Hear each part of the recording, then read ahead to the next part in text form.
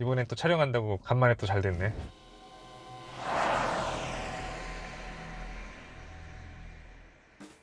안녕하세요, 슬빠입니다. 오늘은 모니터링 팩 예찬론자로서 모니터링 팩에 대해서 이야기를 좀 해보려고 차에 왔습니다. 약 630km 정도를 제가 운행을 했는데요, 제 생각에 모니터링 옵션은 정말 좋습니다. 이건 뭐 전은 보초, 숙련자 가릴 것 없이 무조건 좋다고 생각합니다. 스포티지는 차가 큰 것도 아니고 원래 항상 없이 운전하던 운전 마스터들은 굳이 필요 없다, 초보라면 도움이 되는 옵션이긴 한데 그렇게 필요하진 않다, 이렇게 얘기해요. 근데 저는 일부는 동의를 하는데 누구에게도 필요 없지 않다, 오히려 좋다, 이렇게 생각합니다. 요 말의 핵심은 그거죠. 난이도가 있는 구간 혹은 그런 상황에 놓였을 때 숙련자는 스스로 경험과 실력으로 해소할 수 있고, 초보는 그것을 해소할 수 없거나 힘들기 때문에 모니터링 팩의 도움이 필요하다. 근데 이 모니터링 팩 옵션은 단순히 해결에 필요한 도움이 아니라 너다 할 거 없이 그냥 난이도 자체를 낮춰줘요. 이게 제 생각이에요. 그렇기 때문에 이 옵션을 달고 운전하면 중간중간에 피곤한 상황 자체가 안 생기니까 운전 스트레스 요소가 줄어드는 거예요. 일단 모니터링 백 옵션을 넣으면 차 외부에 몇 가지 변화가 생깁니다. 그것부터 보여드릴게요. 일단 카메라와 센서가 추가되는데요, 전면 중앙 그릴에 전방 카메라와 후방 카메라를 활용하면서 추가로 사이드미러 아래쪽에 측후면을 촬영하는 카메라가 생깁니다. 그리고 원격 스마트 주차 보조를 위한 센서가 앞에 양쪽 모서리 그리고 뒤쪽 모서리, 이렇게 측후면 카메라 2개와 측면 센서 4개가 추가됩니다. 자, 이제 소프트웨어를 한번 볼게요. 후진 시에 활성화되지만 지금은 카메라 버튼을 눌러서 확인해 보겠습니다. 이게 가장 기본이 되는 옵션이죠. 모니터링 팩을 넣지 않으면 이 카메라와 이 주차 라인은 동일한데 이 앞에 나와 있는 탑뷰 영상이 없고 자동차 그림에 센서 모양이 표시되어 있는 그래픽이 나와요. 여기 보시면 노란색 선 보이시죠? 이게 핸들을 돌렸을 때 앞바퀴와 뒷바퀴의 예상 각도를 보여주는 거예요. 진행 각도. 그래서 이 각도를 보면서 이 정도 꺾어서 들어가면 절로 들어가겠다, 이렇게 좀 예상하기가 쉬워요. 살짝. 이제 왼쪽에 다양한 카메라 메뉴를 좀 볼게요. 자, 보시면 이거는 차의 센터를 표시해 주는 거죠. 그리고 이거는 아까 그 기본 카메라 화면, 그 다음에 이거는 뒷바퀴 화면. 이쪽이 운전석 쪽 뒷바퀴, 이쪽이 동승석 쪽 뒷바퀴. 발음이 너무 힘드네요. 드라이브 버튼을 눌러 볼게요. 지금 드라이브 상태예요. 오토홀드 해놓고 드라이브 상태에서 카메라 버튼을 누르면 앞쪽도 볼 수가 있거든요. 앞쪽을 눌러보면 전방 항공뷰죠. 요게 약간 기계식 세차장 들어갈 때 좋다고 하더라고요. 그리고 이거는 그냥 완전 전방 카메라죠. 전방 카메라. 움직이면 움직이는 대로 카메라가 보입니다. 그리고 이거는 앞바퀴, 운전석 쪽 앞바퀴, 동승석 쪽 앞바퀴. 네. 그리고 이걸 누르면 후방 카메라, 후방 카메라를 완전하게 보여주는 거죠. 그리고 이거는 후방 카메라와 차량의 주변을 보여주는 거예요. 이 앞바퀴 쪽 보여주는 영상이랑 뒷바퀴 쪽 보여주는 영상이 진짜 개꿀이에요. 좀 이따 보여드릴게요. 자, 대망의 어라운드 뷰.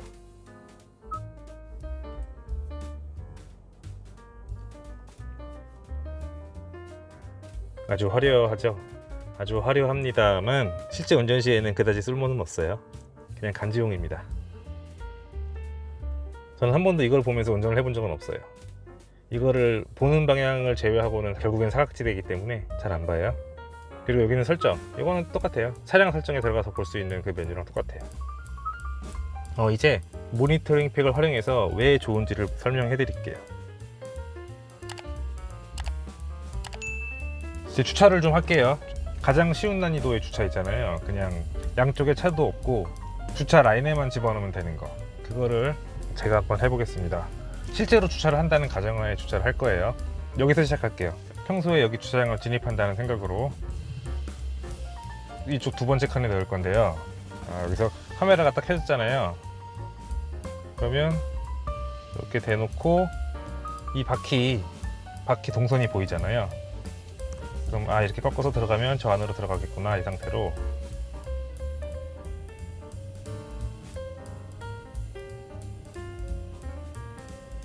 이렇게 하면 한 방에 들어오죠.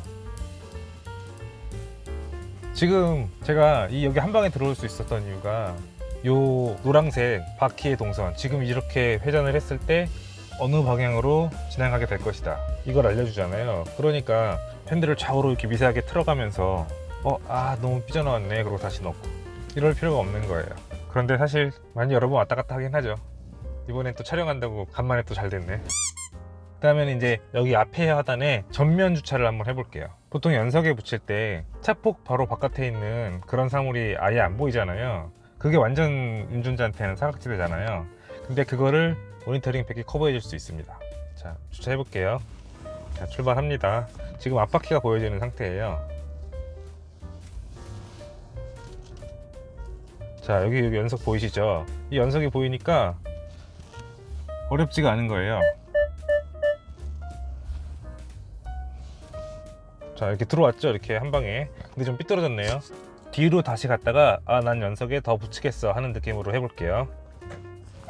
자, 이것도 잘 보시면 여기서 뒷바퀴가 이렇게 보이잖아요, 연석에. 그럼 이대로 뒤로 가는 거예요. 알았어. 이렇게 뒤로 갔다가 연석에 붙이겠어. 그럼 여기서 이거를 보면서 연석에 진짜 바짝 붙일 수도 있는 거예요.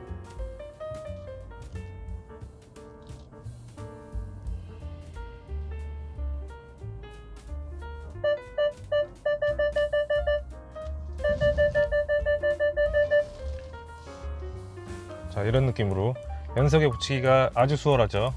생활하다가 길가의 갓길, 정차를 할 때도 마찬가지예요. 그럴 때도 진짜 편해요. 다른 차량 통행에 최대한 피해가 덜 가게 하려고 연석에 최대한 붙이려고 노력하잖아요. 근데 사각지대니까 차폭감이 있거나 운전이 숙련된 사람 아니면 되게 바짝 붙었다고 생각하고 내렸는데도 많이 남아 있잖아요. 근데 그런 부분들을 여기서 해소할 수 있습니다. 그 다음에 이대로 후진으로 연석에 한번 넣어 볼게요.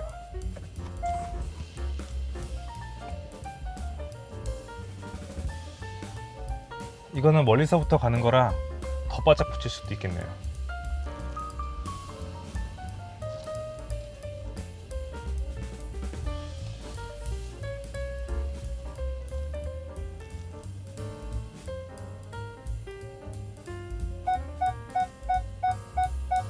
자, 붙었죠, 연석에 바짝. 이게 진짜 좋아요. 카메라가 딱 보여주고 있으니까 아주 편한 마음으로 자기가 원하는 만큼 연석에 붙일 수가 있는 거예요. 이제 다음 상황은 어떤 상황이냐면, 정면 좁은 곳에서 차를 돌리거나 차를 뺄 때 앞으로 갔다 뒤로 갔다를 반복을 하면서 각도를 만들잖아요. 근데 이 모니터링 팩이 있으면 와리가리를 3번, 4번 할 거를 2번 만에 끝낼 수가 있고, 10번 할 거를 5번 만에 끝낼 수 있고, 그렇게 상황이 쉬워집니다. 저 트럭 있는 끝에까지 이렇게 갔다가 후진으로 이렇게 빼서 나올게요.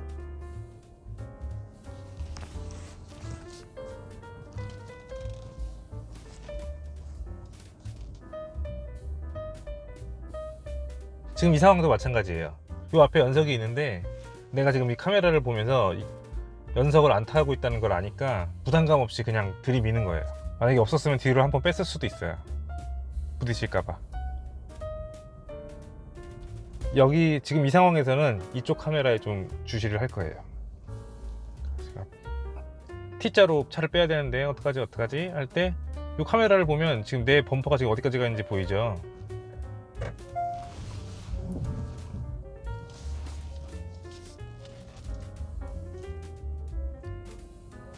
이것도 마찬가지로 이 카메라를 이걸 한번 바꿔볼까요?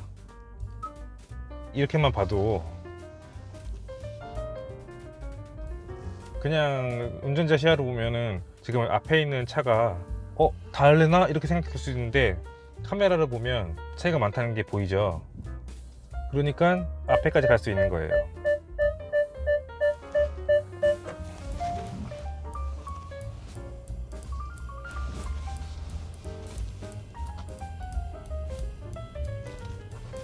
그리고 말 안 해도 딱 보시면 아시겠지만 이게 이제 바퀴잖아요. 바퀴의 폭, 필자로 딱 맞춰서 가야 되는 상황 같을 때 있잖아요. 뭐 예를 들자면은 기계식 세차장에 바퀴를 얹어야 되는 상황. 그때 이제 앞에서 이렇게 수신호를 해주잖아요. 이렇게. 근데 딱 그런 상황에서 이 바퀴 라인이 자동 세차장 그 바퀴가 올라가야 되는 딱 그곳에 가기 쉽다는 거죠. 이번 상황은 주차장 진출인로. 지금 제가 진출입하려는 주차장은 좁지 않아서 상관이 없는데 이제 좁다는 가정하에 한번 볼게요. 자, 올라가 보겠습니다. 자, 여기는 지금 왕복 2차선 진입로라서 여유가 충분히 있어요. 근데 이제 여유가 없다고 가정하고, 자, 이쪽 벽면 보이시잖아요. 아시겠지만 운전자 시야로는 절대 볼 수가 없어요. 근데 그 벽면을 카메라로 보면서 이렇게 바짝 돌아도 내 차가 부딪힐 일은 없구나, 그렇게 생각을 하면서 갈 수가 있는 겁니다. 지금 이것보다 더 바짝 붙일 수도 있어요. 근데 제가 쫄보라서